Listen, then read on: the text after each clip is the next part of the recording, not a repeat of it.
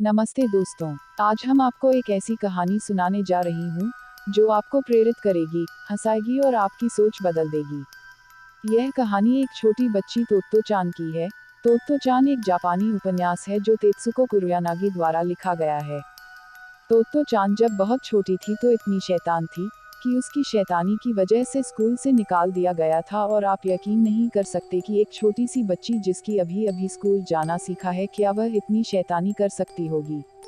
क्या वह अपने शिक्षक को परेशान कर सकती होगी कि उसे स्कूल से निकलने की नौबत आ जाए। तोत्तो-चान की कहानी शुरू करने से पहले मैं आप सबको बताना चाहूंगी कि यह कहानी थोड़ी लंबी है और कई सारे पार्ट में बटा हुआ है, और अगर यह कहानी आप सबको बहुत पसंद आए तो प्लीज़ आप हमें लाइक और कमेंट से ज़रूर बताएगा ताकि मैं अपनी अगली वीडियो में इस कहानी को जारी रख सकूं। तो देर किस बात की, आइए तोत्तो-चान की अद्भुत दुनिया में प्रवेश करते हैं और शिक्षा के बारे में सोचने का नया तरीका अपनाते हैं। ओएमाची रेलगाड़ी से वे दोनों जियुगाओका स्टेशन पर उतरी। माँ ने तोत्तो-चान का हाथ अपने हाथ में थामा। टिकट दिखाकर निकलना जो था। तोत्तो-चान इससे पहले कभी रेलगाड़ी में नहीं बैठी थी। उसने अपना कीमती टिकट मुट्ठी में कसकर छुपा लिया। टिकट देने की उसकी कतई इच्छा नहीं थी। मैं यह टिकट अपने पास रख लूं? उसने टिकट बाबू से पूछा। न, ऐसा तुम नहीं कर सकती, टिकट बाबू ने उससे टिकट लेते हुए कहा। टिकटों से भरे डिब्बे की तरफ इशारा करते हुए उसने पूछा, ये सारे टिकट आपके हैं? नहीं, ये स्टेशन के हैं। टिकट बाबू ने निकलने वालों के हाथों से टिकट छीनते हुए जवाब दिया। ओह, तोत्तो-चान ने हसरत भरी नज़र डब्बे पर डाली और आगे कहा, मैं बड़ी होकर रेलगाड़ी के टिकट बेचूंगी। टिकट बाबू ने अब पहली बार तोत्तो-चान को ध्यान से देखा। मेरा नन्हा भी स्टेशन नौकरी करना चाहता है। तुम दोनों साथ काम कर सकते हो। तोत्तो-चान कुछ पीछे हटी। उसने टिकट बाबू के ऐनक लगे गोल-मटोल चेहरे को ध्यान से देखा। चेहरा उसे अच्छा लगा। उसने कमर पर अपने हाथ रखे और कुछ सोचा। मुझे आपके बेटे के साथ काम करना बुरा नहीं लगेगा, उसने कहा। मैं इस पर सोचूंगी पर अभी मैं व्यस्त हूँ। पता है, मैं अपने नए स्कूल में जा रही हूँ। वह अपनी माँ की तरफ दौड़ते हुए चिल्लाई, मैं टिकट बेचने वाली बनूंगी। माँ को आश्चर्य नहीं हुआ, पर फिर भी उसने कहा, मैं तो सोचती थी कि तुम जासूस बनने वाली हो। तोत्तो-चान भां का हाथ थामे आगे चलने लगी। उसे याद आया कि कल तक वह सच में जासूस ही बनना चाहती थी। पर टिकटों से भरे एक पूरे डिब्बे को संभालना भी तो मजेदार बात थी। अरे हाँ, अचानक एक अच्छी सी बात उसे सूझी।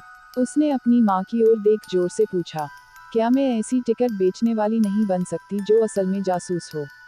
माँ ने बात का जवाब नहीं दिया। छोटे फूलों वाली टोपी के नीचे उसका सुंदर चेहरा गंभीर था। सच तो यह था कि माँ बड़ी चिंतित थी। अगर तोत्तो-चान की वे नए स्कूल में नहीं लेते तो क्या होगा? उसने उछलती, कूदली, अपने आप से बातें करती तोत्तो-चान की ओर देखा। तोत्तो-चान को अपनी माँ की दुश्चिंताओं की खबर न थी। जब दोनों की आंखें मिली तो उसने उल्लास से कहा, मैंने अपना दिमाग बदल लिया है। मैं सोचती हूँ कि मैं नुक्कड़ साजिंदों की टोली में शामिल हो जाऊं, जो नई दुकानों का प्रचार करते फिरते हैं। माँ की आवाज में अब निराशा घिर आई थी। उसने कहा, चलो चलो, देर हो जाएगी। हेडमास्टर जी इंतजार करते होंगे। बातें बंद करो, देखकर, जरा ढंग से चलो। उनके सामने कुछ ही दूरी पर अब छोटे से स्कूल का गेट दिखने लगा था। खिड़की में खड़ी नन्ही लड़की। माँ की चिंता का एक कारण था। तोत्तो-चान ने अभी हाल में ही स्कूल जाना शुरू किया था, पर उसे पहली कक्षा में ही स्कूल से बाहर निकाल दिया गया था। अभी सप्ताह भर पहले ही तो सब हुआ था। माँ को तोत्तो-चान की कक्षा शिक्षिका ने बुलावा भेजा था। आपकी बेटी पूरी कक्षा को गड़बड़ा देती है। आपको उसे किसी दूसरे स्कूल में ले जाना होगा। ठंडी सांस छोड़ते हुए उस सुंदर युवा शिक्षिका ने कहा था, मैं तो अपनी सहनशक्ति की सीमा पार कर चुकी हूँ। माँ घबरा गई। ऐसा क्या किया होगा तोत्तो-चान ने जिससे पूरी कक्षा गड़बड़ा जाए? वह हैरान थी। बौखलाहट में शिक्षिका अपनी पलकें झपकाने लगी। अपने कटे हुए छोटे बालों में उंगलियां फिराते हुए उसने समझाया, पहली बात तो यह है कि वह दिन में सैकड़ों बार अपनी मेज खोलती है। मैंने बच्चों से कह रखा है कि वे बिना कारण अपनी मेजें न खोलें। लेकिन आपकी बिटिया बराबर कुछ न कुछ निकालती या रखती रहती है। अपनी कॉपी निकालती रखती है। अपनी पेंसिल की डिब्बी, अपनी किताबें, हर चीज जो उसकी मेज में हो। मानिए, हमें अक्षर लिखने हों तो आपकी बिटिया मेज खोलकर कॉपी निकालती है, फिर घड़ाक से ढक्कन बंद करती है। तब वह फिर मेज खोलती है। इस बार पेंसिल निकालती है और फिर जल्दी से उसे बंद करती है। तब वह कॉपी पर अप लिखती है। अगर उसने गंदा या गलत लिखा हो तो वह फिर मेज खोलती है और इस बार रबड़ निकालती है। फिर ढक्कन बंद करती है, अक्षर मिटाती है, ढक्कन खोलकर रबड़ अंदर रखती है और फिर मेज बंद करती है। यह सब वह बड़ी तेजी से करती है। जब वह लिखे चुकी होती है, तब वह एक एक कर हर चीज वापस रखती है। पेंसिल वापस रखती है, ढक्कन बंद करती है, फिर खोलती है, कॉपी वापस रखती है, तब फिर ढक्कन बंद करती है। जब दूसरे अक्षर की बारी आती है तो वह यह सब फिर दोहराती है। पहले अपनी कॉपी, फिर पेंसिल, फिर रबड़ निकालती है। हर बार हर एक चीज के लिए वह अपनी मेज खोलती और बंद करती है। मेरा तो दिमाग भन्ना जाता है, लेकिन मैं उसे डांट भी नहीं सकती। उसके पास हर बार खोलने बंद करने का कारण जो होता है। अब शिक्षिका की पलकें तेजी से झपकने लगी थी, मानो वह मन ही मन पूरा दृश्य फिर से याद कर रही हो। अचानक माँ को समझ में आ गया कि तोत्तो चान क्यों बार बार अपनी मेज खोलती बंद करती होगी। पहला दिन स्कूल में बिताकर तोतो चान उत्साह से भरी घर लौटी थी। उसने ऐलान किया था, मेरा स्कूल बहुत अच्छा है। पतो है, घर में जो मेज है उसका ड्रा खींचना पड़ता है, पर हमारे स्कूल में मेज पर एक ढकना है, जिसे उठाना पड़ता है बिल्कुल एक डिब्बे की तरह। उसमें ढेरों चीजें रखी जा सकती हैं। बड़ा ही मजेदार है। माँ अपनी बिटिया को मेज खोलने बंद करने में मिलने वाले आनंद की कल्पना करने लगी। माँ को यह भी नहीं लगा कि यह कोई भारी भूल या शैतानी हो। मेज का नयापन खत्म होते ही तोत्तो चान ऐसा करना बंद भी कर देती। पर शिक्षिका से उसने यह सब नहीं कहा। सिर्फ इतना ही कहा, मैं उससे इस बारे में बात करूंगी। शिक्षिका की आवाज अब कुछ तीखी हो गई। उसने आगे कहा, अगर इतना ही होता तो शायद मुझे बुरा न लगता। शिक्षिका आगे की ओर झुकी। माँ झिझक कर पीछे हट गई। जब वह अपनी मेज के ढक्कन से शोर नहीं मचा रही होती तब वह खड़ी रहती है। पूरे समय खड़ी रहती है। कहाँ? माँ ने आश्चर्य से पूछा। खिड़की में, शिक्षिका ने नाराज होते हुए कहा। खिड़की में क्यों खड़ी रहती है? माँ ने विस्मय से पूछा। ताकि वह सड़क पर गुजरने वाले साजिंदों को बुला सके, लगभग चीखते हुए शिक्षिका ने बताया।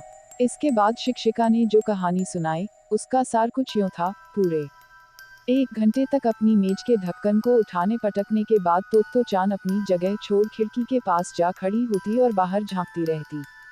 जब शिक्षिका मन ही मन यह सोचने लगती कि भले ही वह खिड़की के पास खड़ी रहे, कम से कम शांत तो रहे। तब अचानक तोत्तो चान चटकीले कपड़े पहने, सड़क पर से गुजरने वाले साजिंदों को जोर से आवाज लगाती। ऐसा वह इसलिए कर सकती थी क्योंकि उनकी कक्षा निचले तल्ले पर थी और कमरे की खिड़की सड़क की ओर खुलती थी। सड़क और खिड़की के बीच पौधे थे पर उनके पार सड़क चलते किसी भी इंसान से बात करना मुश्किल न था। जब तोत्तो चान बुलाती तो साजिंदे ठीक खिड़की के पास आ जाते। तब तोत्तो चान पूरी कक्षा के बच्चों में ऐलान करती, वे आ गए हैं। तब सारे के सारे बच्चे अपनी जगह से उठ खिड़की के पास सिमट आते और शोर मचाने लगते। कुछ बजाइए, तोत्तो चान कहती। और तब साजिंदों की टोली, जो शायद चुपचाप स्कूल सामने से गुजर जाती, अपनी शहनाई, घंटा, ढोल आदि से बच्चों का मन बहलाने लगती। और ऐसे में शिक्षिका के पास धीरज धर शोर शराबे के खत्म होने का इंतजार करने के अलावा कोई चारा न रहता। जब संगीत खत्म होता, साजिदे चले जाते, तब सारे बच्चे अपनी अपनी जगह लौट आते अलावा तोत्तो चान के। जब अध्यापिका पूछती, तुम अभी भी खिड़की के पास क्यों खड़ी हो? तब तोत्तो चान बड़ी गंभीरता से जवाब देती, शायद कोई दूसरी टोली आ जाए। कितना बुरा होगा, अगर वे आएं और चले जाएं और हमारी नज़र ही उन पर न पड़े। आप सोच सकती हैं कि कितनी कितनी बाधाएं पैदा करता है। शिक्षिका आवेग में भरकर बोल रही थी। माँ के मन में शिक्षिका के लिए सहानुभूति जगने ही लगी थी कि वह तीखी आवाज में बोली, और इसके अलावा और क्या करती है वह? अब माँ का दिल सच में बैठने लगा था। इसके अलावा, शिक्षिका ने जोर से कहा, अगर मैं यही गिन पाती कि वह क्या क्या करती है तो मुझे आपसे उसे किसी दूसरे स्कूल में ले जाने को न कहना पड़ता। अपने को कुछ संयते करते हुए शिक्षिका ने सीधे माँ की ओर देखा। कल तोत्तो चान रोज की तरह खिड़की के पास खड़ी थी। मैं अपना पाठ पढ़ाती रही। सोचा कि वह शायद साजिंदों के इंतजार में खड़ी होगी। अचानक आपकी बेटी ने किसी से पूछा, क्या कर रही हो? मैं खुद जहाँ थी वहाँ से मुझे कोई दिखा ही नहीं, इसलिए मैं जान नहीं पाई कि आखिर वह किससे बातें कर रही है। उसने फिर अपना प्रश्न दोहराया। मुझे लगा कि वह सड़क पर खड़े किसी व्यक्ति से नहीं, ऊपर किसी से बात कर रही है। मेरी जिज्ञासा बढ़ी। मैं उत्तर सुनने की चेष्टा करने लगी, पर जवाब आया ही नहीं। पर आपकी बेटी बार बार अपना प्रश्न दोहराती रही, क्या कर रही हो? इतनी बार की पढ़ाना ही मुश्किल हो गया। मैं यह देखने गई कि आखिर वह प्रश्न कर किससे रही है। जब खिड़की से सिर निकाल ऊपर की ओर देखा तो पाया कि वहां ओरी पर घोंसला बनाती 2 अबाबिल चिड़ियां थीं। वह अबाबिलों से बात कर रही थी। मैं बच्चों को समझती हूँ। यह भी नहीं कहना चाहती कि अबाबिलों से बात करना बेवकूफ़ी है। पर फिर भी मुझे लगता है कि कक्षा के बीच में अबाबिलों से यह पूछना कि वे क्या कर रही हैं, कतई गैर जरूरी है। माफ़ी मांगने के लिए माँ का मुंह खुले, इसके पहले ही शिक्षिका ने आगे कहा, एक और घटना है ड्राइंग की कक्षा की। मैंने बच्चों से कहा कि वे जापानी झंडा बनाएं। बाकी बच्चों ने सही बनाया, पर आपकी बेटी ने नौसेना का झंडा बनाया। आप जानती हैं ना, वह किरणों वाला झंडा। सोचा चलो इसमें भी कोई बुराई नहीं है। पर अचानक वह झंडे के चारों ओर झालर बनाने लगी। वैसी झालर जो युवक दलों के झंडों पर होती है। शायद उसने कहीं वैसा झंडा देखा होगा। मैं कुछ समझे, उसके पहले ही उसने ऐसी झालर बना डाली कि पूरा कागज उससे भर चुका था। इसलिए जब उसने झालर में भरने के लिए गहरे पीले रंग के क्रेयन चाक उठाए तो उसने सैकड़ों छोटे छोटे निशान कागज के बाहर तक बना। मेज इतनी गंदी हो गई कि रगड़े साफ न हो। बस सौभाग्य यही था कि उसने झालर 3 तरफ ही बनाई। 3 तरफ ही क्यों? माँ ने कुछ आश्चर्य से पूछा। शिक्षिका थक चली थी, फिर भी माँ पर तरस खाते हुए उसने समझाया। चौथी ओर उसने डंडा बनाया था, सो झालर झंडे के केवल 3 तरफ ही थी। माँ कुछ आश्वस्त हुई, मैं समझी, सिर्फ 3 तरफ। इस पर शिक्षिका ने बड़े धीरे धीरे पर शब्दों पर जोर देते हुए कहा, पर उस डंडे का भी काफी हिस्सा बाहर निकल गया था और अभी तक उसकी मेज पर बना हुआ है। इसके बाद शिक्षिका खड़ी हो गई। बर्फीली आवाज में उसने अपना आखिरी वार किया, मैं अकेली ही परेशान नहीं हूँ। साथ के कमरे में जो शिक्षिका है, उसे भी परेशानी हुई है। अब माँ को कुछ करना ही था। दूसरे बच्चों के साथ यह अन्याय था। उसे दूसरा कोई स्कूल खोजना होगा, ऐसा जहां उसकी नन्ही को वे समझें, जहां उसकी बेटी को वे दूसरे बच्चों के साथ रहना पढ़ना सिखा सकें। जिस स्कूल की ओर अब वे जा रही थीं, वह माँ को काफी खोजबीन के बाद मिला था। माँ ने तो चांद को यह नहीं बताया कि उसे स्कूल से निकाल दिया गया है। वह जानती थी कि तो चांद यह समझ ही नहीं पाएगी कि उसने कोई भूल की है। किसी भी तरह की गांठ वह अपनी बेटी के मन में नहीं बांधना चाहती थी। अतः माँ ने निश्चय किया कि जब तक तो चांद बड़ी नहीं हो जाती, वह उसे कुछ भी नहीं बताएगी। माँ ने उससे इतना भर कहा था, एक नए स्कूल में जाना तुम्हें कैसा लगेगा? मैंने सुना है कि वह बड़ा अच्छा स्कूल है। ठीक है, कुछ सोचने के बाद तो चांद ने कहा था, पर अब इसके मन में क्या है? माँ ने सोचा, कहीं यह समझ तो नहीं गई है कि इसे स्कूल से निकाल दिया गया है। पर क्षण भर में ही तो चांद ने उल्लास में भरकर पूछा था, क्या तुम्हें लगता है कि साजिंदे नए स्कूल में भी आएंगे? मित्रों, आपको तो चांद तेत्सुको कुरोयानागी कैसी लगी? आप अपने कमेंट्स के द्वारा हमें अवश्य बताएं। ये स्टोरी पसंद आने पर लाइक और शेयर करें। ऐसी ही और स्टोरी पढ़ने के लिए हमें सब्सक्राइब कर लें।